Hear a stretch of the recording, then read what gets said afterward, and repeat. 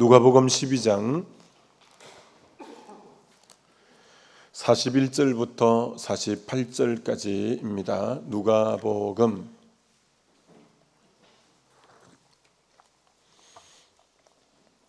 12장 41절로 48절을 교독합니다. 베드로가 여짜오되 주께서 이 비유를 우리에게 하심이니까 모든 사람에게 하심이니까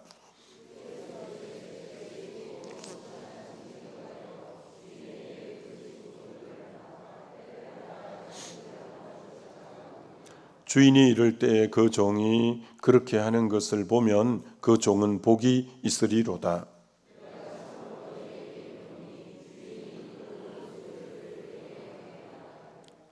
만일 그 종이 마음에 생각하기를 주인이 들여오리라 하여 남녀 종들을 때리며 먹고 마시고 취하게 되면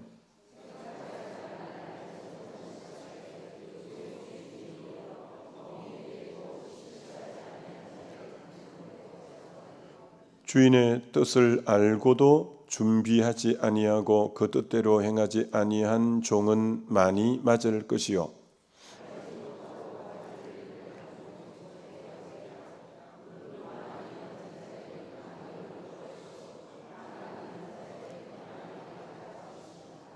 아멘.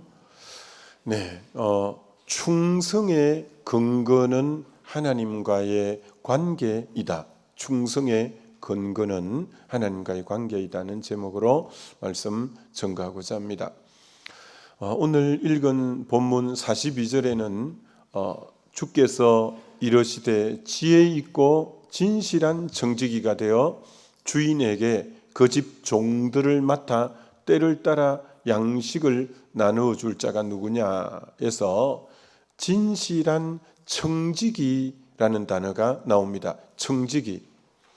교회 다니면서 청지기라는 얘기를 종종 여러분이 듣곤 했을 겁니다. 이름 뭐가 청지기죠?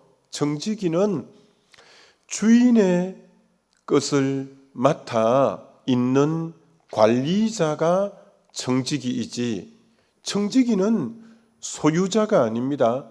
청지기는 주인이 아닙니다.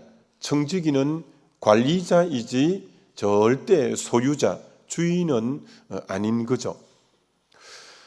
그렇게 볼 때 우리 역시 하나님의 것을 맡은 청지기들이라는 거죠. 우리는 하나님의 것을 맡아 있는 관리자이지 절대 우리가 소유자이거나 주인이 아니다라는 겁니다. 자, 그럼 하나님께서 오늘 저와 여러분에게 맡겨주신 것은 과연 무엇인가라는 거예요. 우리가 청직인데 그럼 하나님이 맡겨주신 것을 관리하는 자인데 하나님이 뭘 우리에게 맡겨주셨을까? 여러분 가만히 생각하면 우리 삶의 모든 영역이 다 하나님이 맡겨주신 거예요. 여러분 이 시간이라는 이 시간, 이 오늘이라는 이 오늘, 이거 여러분 하나님이 우리에게 허락해 주셔서 아침에 눈을 뜨고 오늘이라는 걸 맞이했고 오늘 이 시간을 우리가 가지게 된 거죠.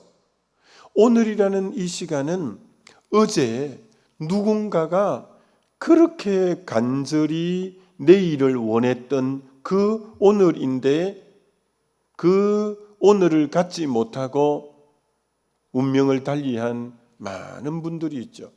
그렇게 중환자실에서 내일이라는 그날을 그렇게 꿈꾸고 그렇게 갈망하고 소원했지만 그 오늘이라는 날이 그들에게 주어지지 않았기에 그들은 이 날을 어떤 의미로 갖지 못한, 사실 시간, 이 오늘이라는 시간도 참 하나님이 우리에게 허락한 내가 이 맡아 있는 관리자이다 라고 생각할 수 있는 거죠.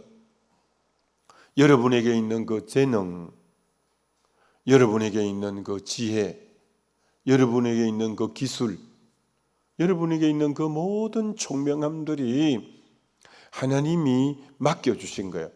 그 지혜와 총명이 다 있는 거 아니에요. 다 있는 거 아니에요. 하나님이 맡겨주신 거예요. 여러분이 그 기술, 그 하나님이 맡겨주신 거예요. 여러분의 그 재능들 하나님이 다 맡겨주신 거지, 그게 내 것이라고 할 게 하나도 없습니다.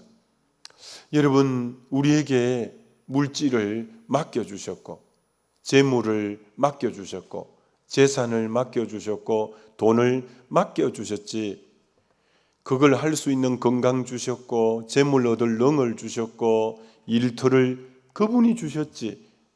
다 여러분이 맡아, 야, 내가 진짜 관리하는 거고, 야, 그런 아이템, 그런 지혜, 야, 그런 창의적 생각, 야, 주님으로부터 온 것이다 라는 거 우리 알게 됩니다. 지금 여러분의 그 환경적 여건, 형편, 상황들 주님이 여러분에게 맡겨 주신 거고 허락해 주신 거죠. 이 생명 하나님이 맡겨 주신 거고, 자녀, 손들 하나님이 맡겨주신 거죠. 하나님이 맡겨주신 거죠. 얼마나 이 시대에 난임이 많아요. 참 아기 낳기가 얼마나 참 쉽지 않는 이때 참 하나하나 하나님이 맡겨주셨다라고 할 수밖에 없죠. 여러분이 내 것이라고 등기도 해놓고 여러분 이름으로 해놓았을지 몰라도 아닙니다. 여러분, 하나님의 것입니다. 맡아 있는 관리자이고 정직이다라고 할 수 있는 거죠. 이 의식 자체가 이걸 바로 아는 게 중요한 거죠. 내가 주인이 아니고 내가 소유자가 아니라 하나님이 내게 맡겨진, 나는 관리하는 청직이다.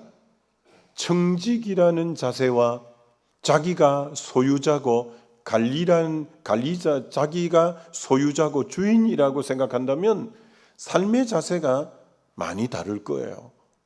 그래서 우리는 다시 내가 주인이 아닌 나는 맡아 있는 청직이고 관리인이다 라는 이 의식이 우리 그리스도인에게 가장 근저에 깔려 있어야 될 이제 자세라고 말할 수 있겠죠. 그런데 주인이 우리에게 맡겨주실 때 균일하게 동일하게 맡겨주시진 않았다는 거예요. 다 다르게 맡겨주셨다는 거예요.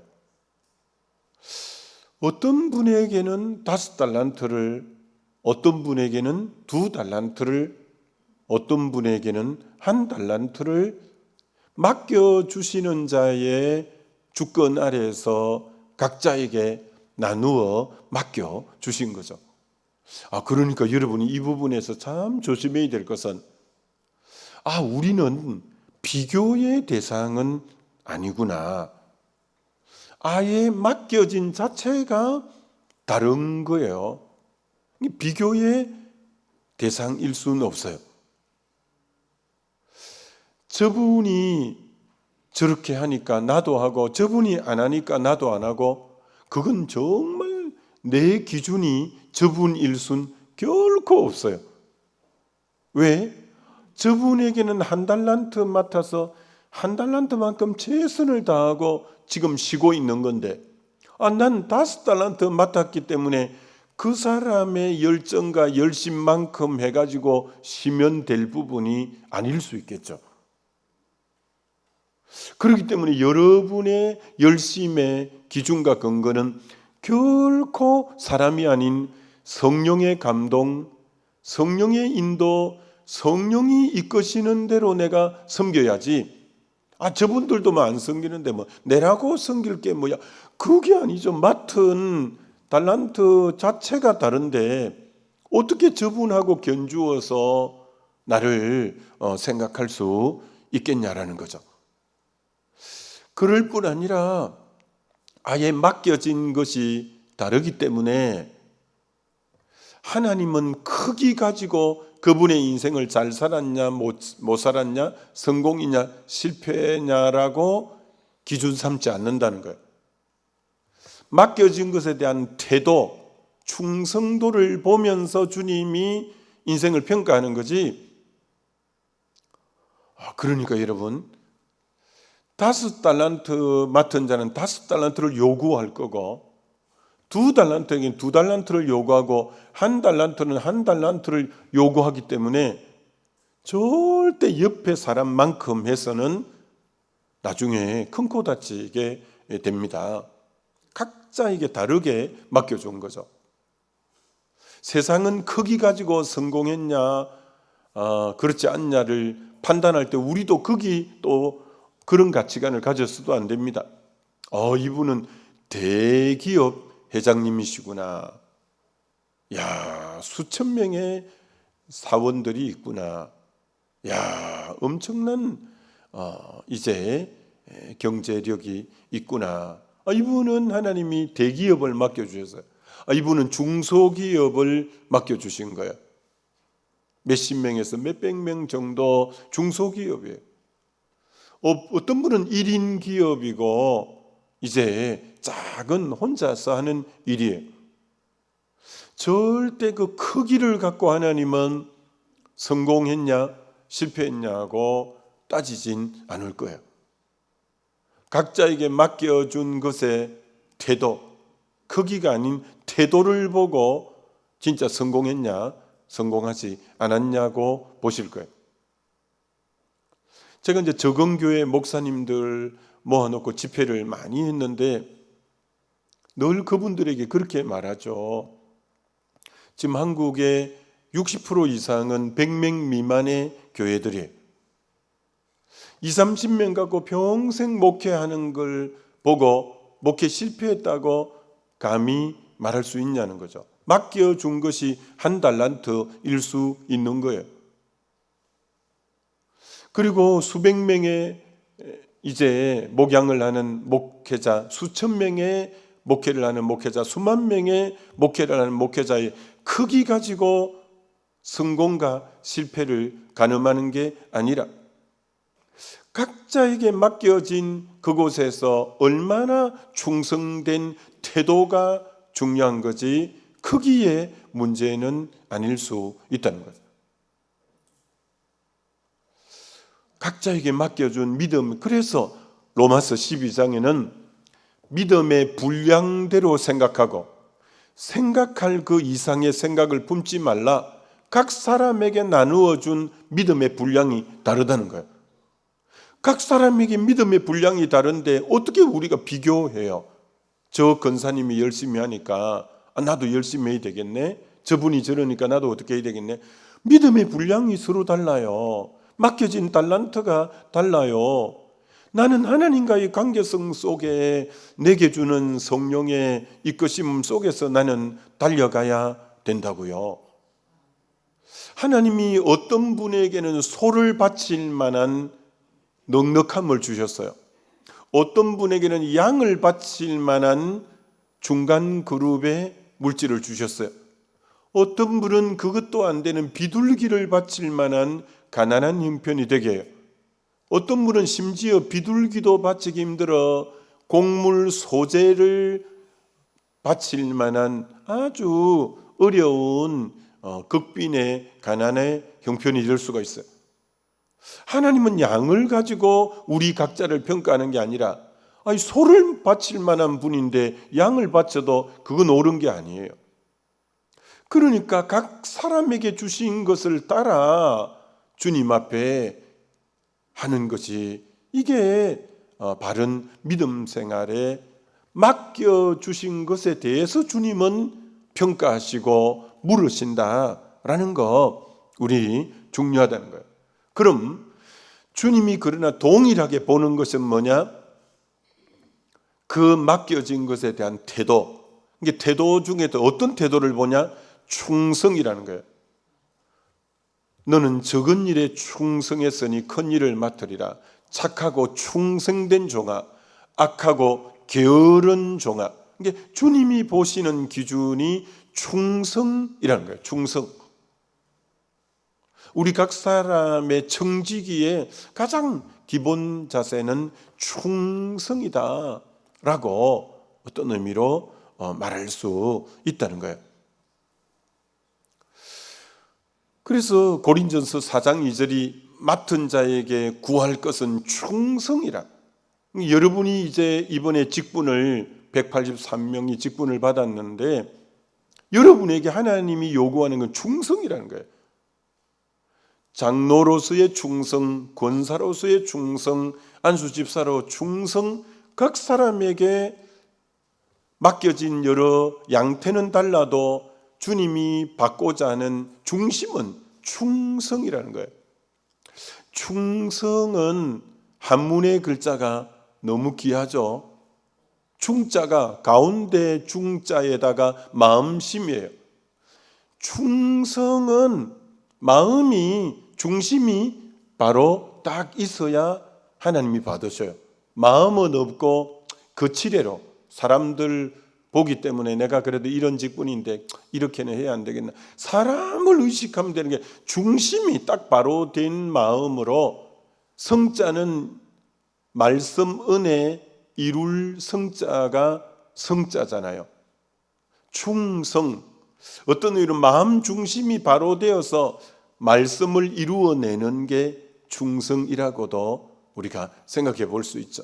마음 중심이 딱 바로 되어서 하나님의 말씀을 이루어내는 그 자세가 진정한 충성인데, 그런데 오늘 두 종류의 종에 대해서, 청지기에 대해서 나오는데, 한 청지기는 주인이 2경에 올지 3경에 올지 언제 오실지 모르지만 주인이 맡겨진 양떼들을 때를 따라 양식을 나눠주며 그렇게 충성된 한 이제 종이 있어요.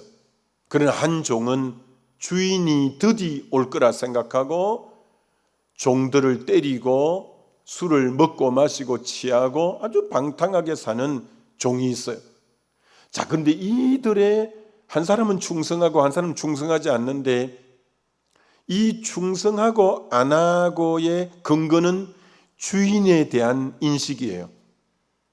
주인이 빨리 오시리라 생각하고 주인을 생각하면서 맡겨진 양떼들을 잘 돌보고, 이 악하고 게으른 종은 주인이 드디 오리라, 주인에 대한 생각이 그런 거예요. 주인이 드디 오리라 생각하고 종들을 때리고 술을 먹고 마시고 취하고 이런다는 거예요. 그러니까 주인과의 관계성이 충성을 만들어내느냐 악하고 게으름을 만들어내느냐의 근거는 주인과의 관계라고 말하는 거예요. 이게 되게 중요한 거예요. 여러분이 충성하고 안 하고는 하나님과의 관계가 어떻게 됐는가 결정하는 거예요. 그렇지 않고 하나님이 제일, 예수님이 이 땅에 오셔서 질책한 사람이 바리새인들인데 외식이라잖아요. 너 왜 눈가림으로 하냐? 너 왜 기도할 때 마태복음 6장에 너 왜 길거리에서 큰 소리 치면서 사람에게 내가 얼마나 기도 많이 한다, 내가 얼마나 대단한 사람이다, 이런 걸 의식해서 너 사람 들으라고 너 기도하냐? 너 은밀한 골방에 들어가서 은밀히 보시는 하나님 앞에 너 기도해. 너 왜 사람을 의식하니? 너 왜 구제하는데 나팔을 다 불면서 그 온 데 방내 신문에 다 내고 나 이렇게 도왔니? 왜 너 구제를 그렇게 하니? 왜 사람 앞에서 하니? 오른손이 하는 일을 왼손이 모르게 해. 너 왜 금식한다고 얼굴을 초췌하게 머리도 풀어헤치고 사람들에게 이 사람 금식하네? 왜 사람 앞에서 하니? 너 머리에 기름을 바르고 얼굴을 씻어서 너 금식하는 거 모르게 해. 그러니까 하나님과의 관계성이 아닌 사람을 의식하면서 할 때 이 외식하는 자라고 하고 하나님 이들을 질책하는 거예요. 충성은 하나님 앞에서, 이게 충성이 아니고 사람 앞에 서니까 섭섭함이 많은 거야. 왜 이렇게 내가 열심히 했는데 몰라줘? 목사님 한번 다녀가지도 안 해. 근데 계속 사람을 의식하니까 그런 거예요. 하나님 앞에서 하나님만 아시면 돼. 내가 하나님이 감동 주셔서 하는 거지. 내가 하나님 앞에 하는 거지. 언제나 충성의 기준이 하나님과의 관계가 저분이 어떻게 됐냐, 그게 결정하는 거예요. 그래서 마태복음 25장에 열처녀 비유, 달란트 비유, 양과 염소의 비유에서 그게 순서가 아무데나 있는 게 아니에요. 맨 처음이 열처녀고, 두 번째가 달란트고, 세 번째가 양과 염소인데 첫 번째가 하나님과의 관계라는 거예요. 너 하나님 안에 깨어서 기름 준비됐냐? 너 깨어있는 슬기로운 처녀처럼 깨어있냐? 하나님과의 관계에서 깨어있냐? 하나님과의 관계에서 기름 부음이 너 있냐? 하나님과의 관계가 역점이 되는 거예요. 그 기름 부음이 근거해서 자기에게 맡은 달란트를 바로 가서 장사해서 베나더 남기는 충성은 하나님과의 관계에서 나오는 거고, 내 주변에 소외된 자를 죽게 하듯 섬기는 사랑을 베푸는 것도 그 기름 부음 안에서 이렇게 섬기는, 모든 게 어디로부터 흘러나오냐?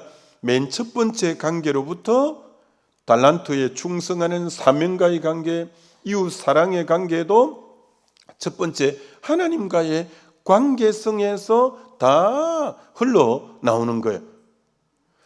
그래서 우리는 하나님과의 바른 관계만 되면 사명과의 관계, 달란트의 사명과의 관계도 충성하게 되어 있고, 사람과의 관계에도 사랑하게 되어져 있게 되는 거죠.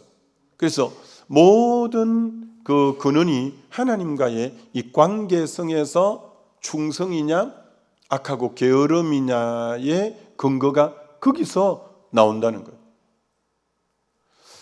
기독교 고전 중에 하나님의 임재 연습, 로렌스 형제라고 되어 있는데, 여러분 이 책은 진짜 1600년도에 이제 나온 책이니까 정말 오래됐죠. 지금 뭐 2026년이니까 아주 오래된 책이죠.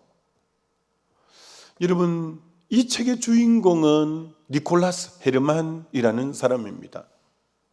니콜라스 헤르만이라는 사람이 30년 전쟁, 유명한 전쟁에 나가서, 여러분 일찍 소년 일대 전쟁에 참가해서 부상을 입고 장애를 입게 되잖아요. 뭐 부상병이니까 더 이상 군대에 있을 수 없어서 나오게 됩니다. 18살 때 성령을 체험하고 중생하고 거듭나게 됩니다. 프랑스 지방정부의 보조 역할을 하는 그런 이제 옆에서 거들어주는 일을 하면서 그렇게 평생을 그만 지내게 됩니다.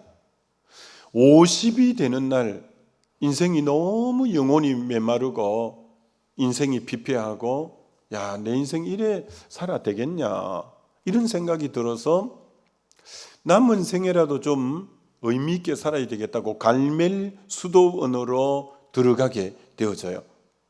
근데 뭐 행색이 뭐 청소년 때부터 그렇게 장애를 입고 했으니까 배운 것도 없지, 가진 것도 없지, 건강하지도 않지. 수도원에 들어갔는데도 갈시하고 무시를 당하는 거예요. 그래서 수도원의 주방으로 보내지잖아요. 주방에서 처음에는 너무 서글프고, 야, 수도원에까지도 나를 무시하고 갈시하는구나. 근데 생각을 바꿉니다. 이 생각이라는 게 참, 생각을 바꾸면서, 야, 저 안에서 예배를 집례할 때만 하나님이 함께 하시냐? 부엌에도 하나님이 함께 하시지. 설거지할 때도, 빨래할 때도, 밥을 지을 때도 하나님이 함께 하시지. 생각의 전환이 굉장히 하나의 새로운 터닝 포인트가 됩니다. 하나님은 절대 이제 정말 그런 어떤 수도사로서 그 품 있는 옷을 입고 그런 일을 할 때만 함께 하는 게 아니다.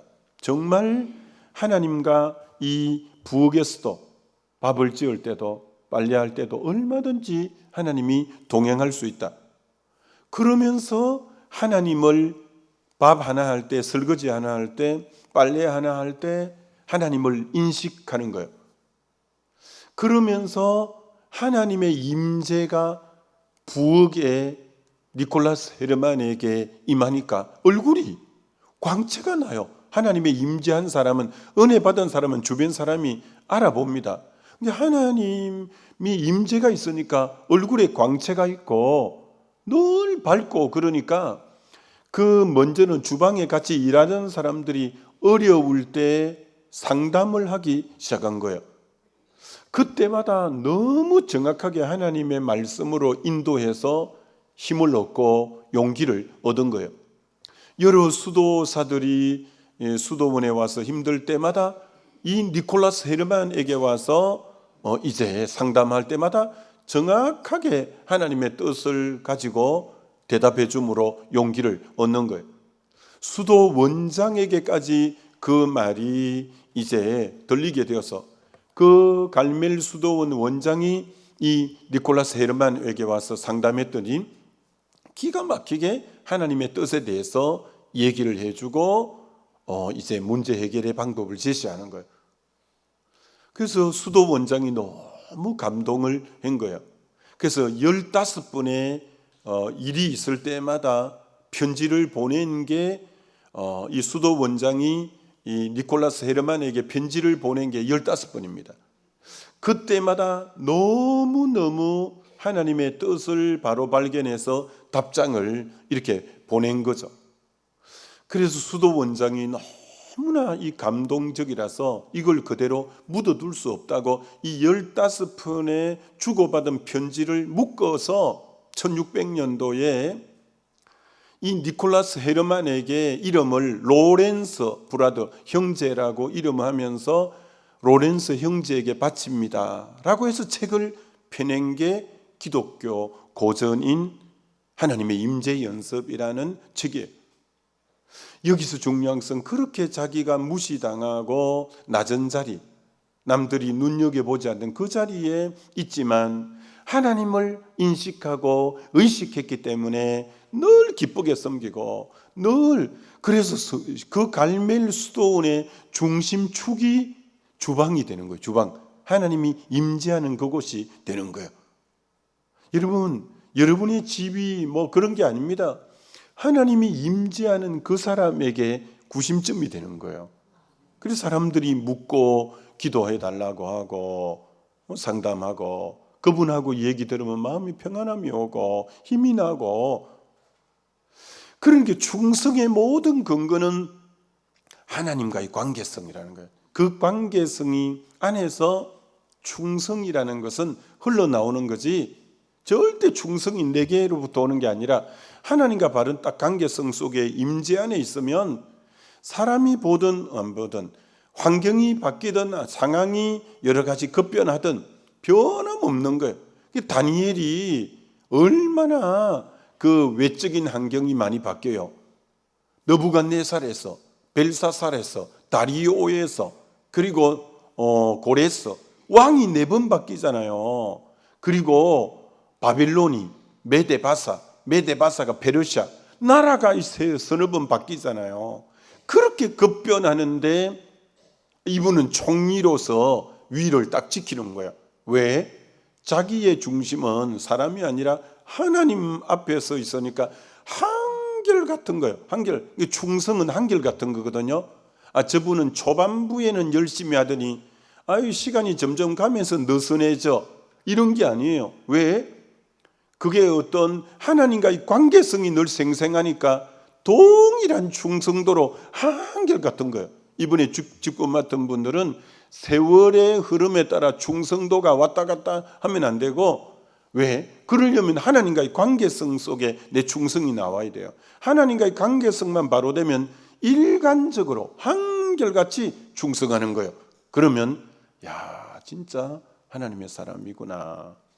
근데 막 좀 막 등 따시고 배부르면 느슨하고 끊임없이고만 바깥을 돌고 계속 세상적인 거 추구하고, 이게 아니죠. 우리는 하나님과의 관계에서 그분의 말씀 안에서 반응하는 존재니까 그러면 한결같이 충성할 수 있는 거죠. 아무쪼록 충성된 종은 바로 하나님과의 관계성이 잘 계속적으로 유지되니까 진정한 충성이 흘러나오는 것처럼 그런 저와 여러분 되시기를 주님의 이름으로 축원합니다. 우리 기도하면 좋겠습니다. 하나님, 정말 우리가 하나님 앞에서 바른 관계성 속에 늘 임재 안에 거할 때 내가 지금 있는 위치가 어디든 하나님은 나를 통해 자신의 영광을 드러내시는군요. 아버지, 그런 하나님의 사람 되게 해달라고 우리 주여 한번 부르고 기도합니다.